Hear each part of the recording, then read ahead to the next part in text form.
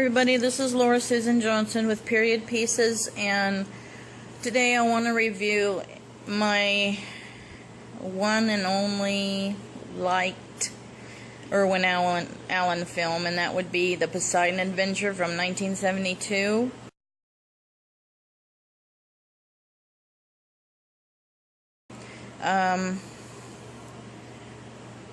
I really don't remember any other Irwin Allen movies that I've watched. Maybe when I was a very, very young, small child, I might have seen things like The Towering Inferno. I kind of remember that one, but very vaguely. I don't remember if he was involved with Hanging by a Thread. That's a title I remember. Earthquake. Roller Coaster. I don't know. There's several titles that I remember.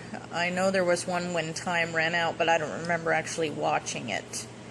But I do remember Earthquake and Roller Coaster. I don't know if he's involved in those. And I do remember Hanging by a Thread, but I don't know if he's involved in those. I do know the Poseidon Adventure is one title that I actually like.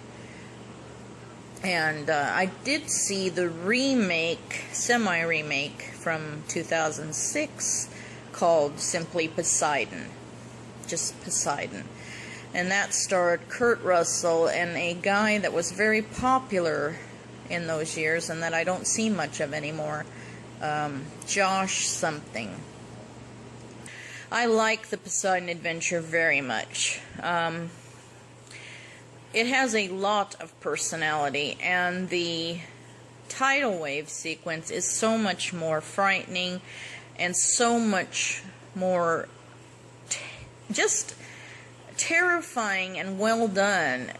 For a 1972 film, that tidal wave is scary. I mean, they look out a window and they see this huge, I don't know if that's a tsunami, it might be just a rogue wave in the middle of the ocean. I don't know what you would call that.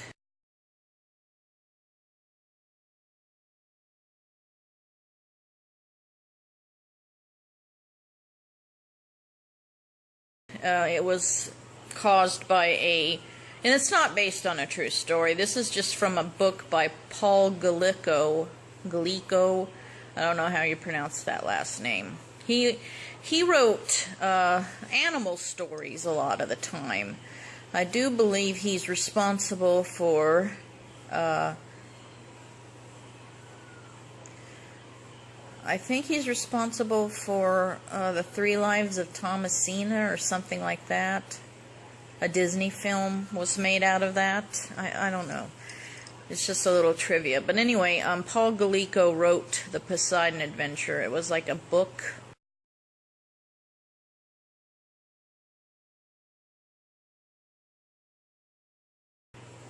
And they made it into a movie, so it's not based on a true story. But the way I'm talking, it's kind of like I'm acting like it was a true story, like I'm speaking in the past tense.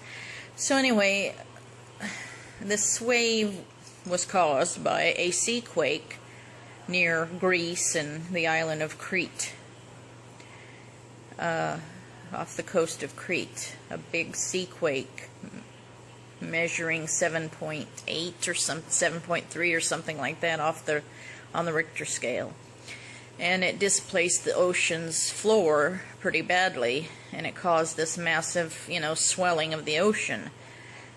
So it's kind of like a tsunami, but I'm not really sure if they would call that a tsunami, really. All I know is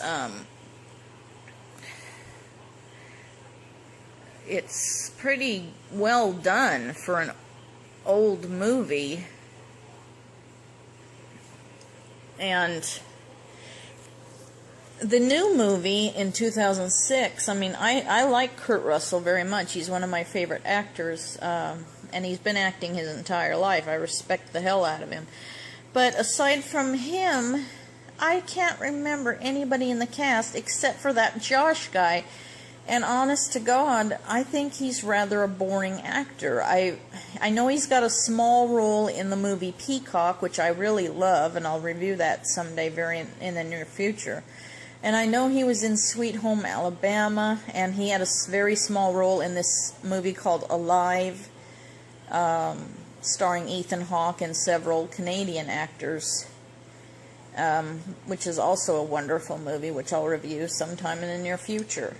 In the Poseidon Adventure, there is a lot of over-the-top arguing and fighting and puffing out of chests and crap, but I just saw Batman vs. Superman last night, and I saw more shit in that movie than I saw in the Poseidon Adventure that would make my eyes roll into the back of my head. So, Gene Hackman plays a renegade preacher, you know, a man of God, but very unorthodox, very do things my way rather than the orthodox way. And I like the character. He's really an independent spirit.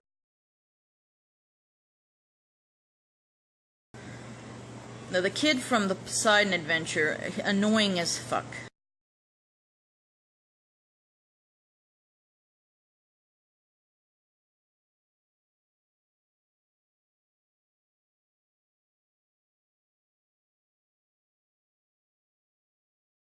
His sister is very interesting.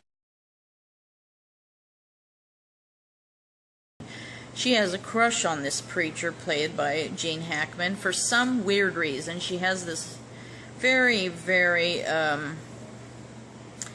inexplicable crush on him. But there's nothing, he's not a, you know, exploitative man. He's not going to exploit a young girl like the age of maybe 17, 18 years old. Roddy McDowall plays a staff member for the ship.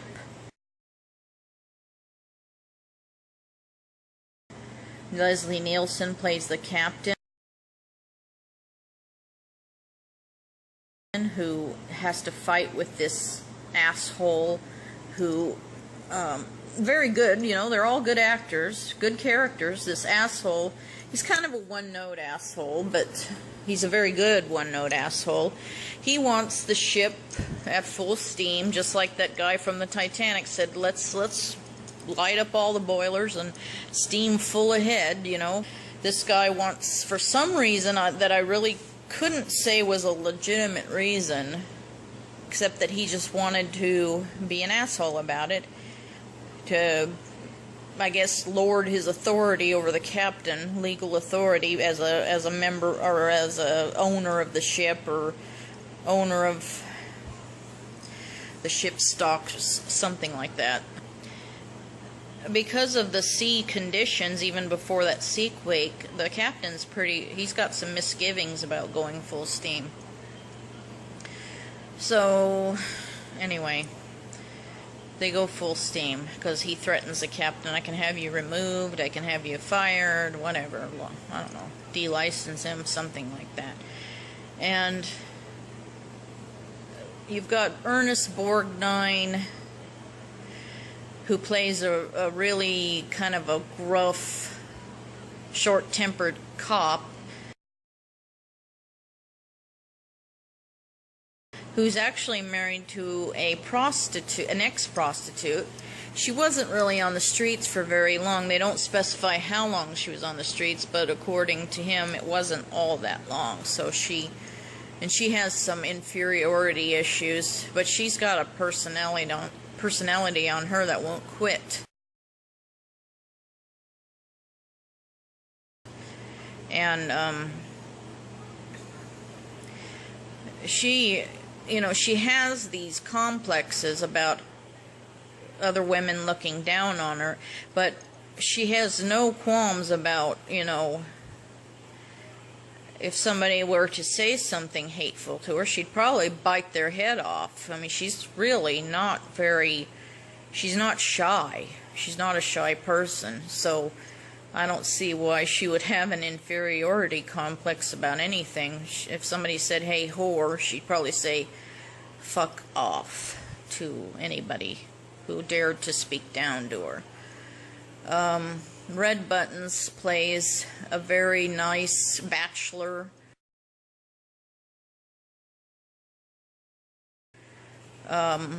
who befriends the other annoying character, played by Carol Lindley.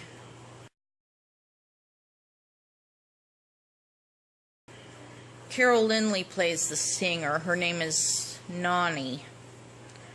And she has a brother that's in a band with her, and they sing that Morning After song. And it's not a bad song. It's kind of, generic, redundant, but it's not horrible. It's kind of the theme song of the Poseidon adventure. Probably was a hit on the radio at the time.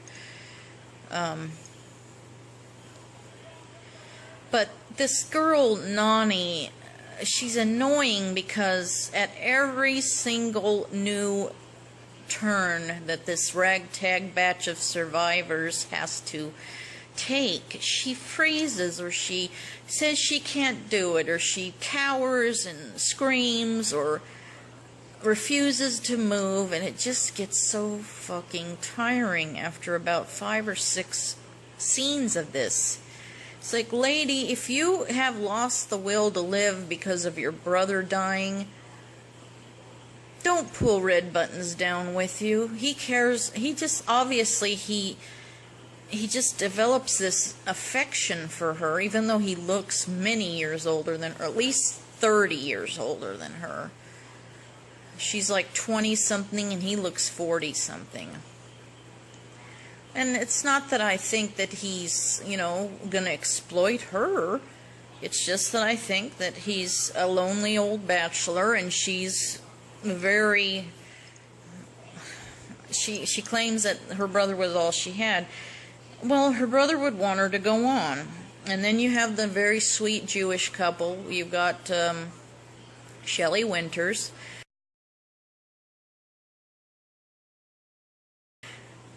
And her main character thing is, I love her character, but her main character thing is she's overweight. She's not that big, but she's bigger than the other women. The other women are all in high heels and cute little, they're all in dresses that have to be scaled back because they have to climb and they have to climb and crawl and do all kinds of really physical stunts in this movie.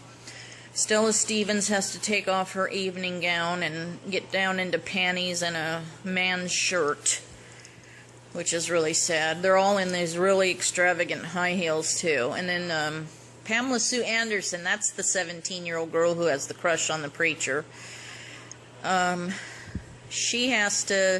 She fortunately has these really cool shorts on underneath her matching skirt, and she has these exquisite shoes on that are the perfect shade of red, like her shorts and her skirt. She's just lucky. And Nani has she has this red top on and greenish shorts, and she's got her high heels on. It's like, wow, all these women are really lucky, except for the poor old overweight lady who's not all that overweight, but compared to these young, beautiful, slender women alongside her, she's, of course, a beached whale. But she's an incredibly brave, strong, once athletic woman who swam a lot and held her breath and, set records holding her breath. And she's married to Jack Albertson, who was in the Willy Wonka movie, the older Willy Wonka, the superior Willy Wonka movie.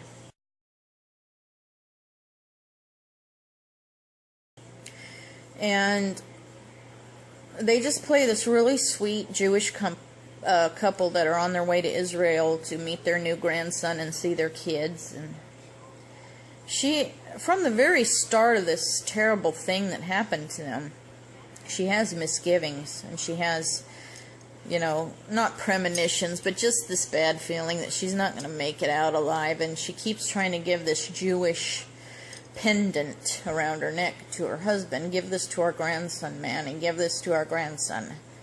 And during this one sequence, she ends up having to rescue the preacher.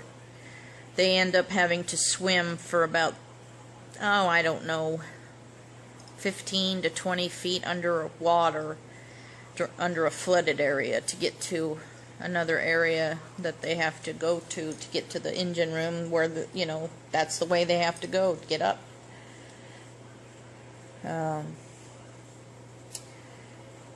It's very wonderful character development. I don't really see it as a melodrama or over the top. The most over the top you really get is, Stella Stevens screaming now and then at Rogo, her husband, Ernest Borgnine, or Ernest Borgnine and Gene Hackman yelling at each other, because those two are, they're your Batman versus Superman characters. They're very good heroes, but they got different ideologies. They've got different ideas in their head. They've got different, Gene Hackman says we've got to go up to the bottom of the ship. The bottom of the ship is the top of the ship now. And Ernest Borgnine is saying maybe we should have stayed with those other people down on the where we were. Maybe that's what maybe you're taking us to worse danger. Maybe you're an idiot and we're stupid for listening to you when we should have stayed with somebody else. I mean, he's not sure that the preacher is somebody they should be following after. So anyway, it's, to me, a very good movie, and one of the best reasons I love this movie is the music. You can't do a review on the old Poseidon movie, the Poseidon Adventure, without mentioning the master of movie music, John Williams. The guy who gave you Star Wars, Jaws, God, what else? He's just, I mean, he's second only, to me, in my humble opinion, only second to Jerry Goldsmith. I love Jerry Goldsmith above everybody, but John Williams is second in command. And basically, now that Jerry Goldsmith has passed away, John Williams is the reigning king of music. So the theme of the Poseidon Adventure is unlike anything I've ever heard. It's amazing. It's amazing. I don't know if those are the early years of John Williams' career, or if he's been in business long at that point. I don't know. I never have bothered to look far back in his career, but that is a very beautiful, very intricate piece of music, especially around the end credits. After they get to the hull of the ship, or the bottom of the ship, and they discover that there are indeed rescuers trying to figure out if there's anybody that had reached the bottom of the ship, because instinctively Gene Hackman knew that if they're upside down in the water, the bottom is now the top. I mean, anybody with half a brain cell would know that. It's really a shock to me that, it's not a true story, but you just wonder, if this happened in real life, would a lot of people be that stupid to sit there and say, we're just going to sit parked right here where we are,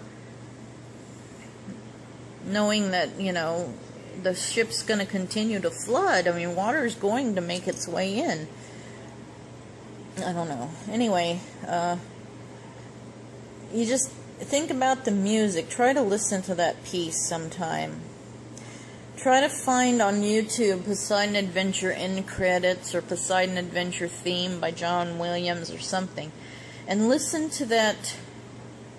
It starts off with a violin playing, and then it kind of escalates into this sad, regretful kind of a tone to it. And it's Ernest Borgnine thinking about the wife that almost made it. And it's Jack Albertson thinking about his wife who just almost made it. And about the two kids who did make it. I was sad to see Rogo's wife die. I mean, as mean as she could be to the fat lady, she could be mean to her sometimes, but when she died, she actually looked pretty sad about it. The one who had been giving her some shit here and there. So, it's really a good movie. I mean, like I said, all I remember about the remake was Kurt Russell was good as the lead until he pretty much kicked it sometime around the last third of the movie. And the tidal wave was trying to outdo the old one, which it couldn't. CGI and all, I still remember the old movie so much more for being a scary tidal wave and a really great story, a survival story, good character development, great music. I don't even remember the music in the remake. Anyway, that's my review on the Poseidon Adventure. Out of 10 stars, I can't really see anything wrong with it. If it's over the top and Irwin Allen-ish, it's a product of its time. It's fun. I can't really fault it for being what it is. I mean, it's really a good movie. If it's 70s cheese, then I'll give it a 9.5. I'll take half a point off for it being a little cheesy. For a couple of annoying characters, I'll take off a half a point, and that's about it. Because otherwise, it's a classic. It's really a great movie. I really can't fault it too much.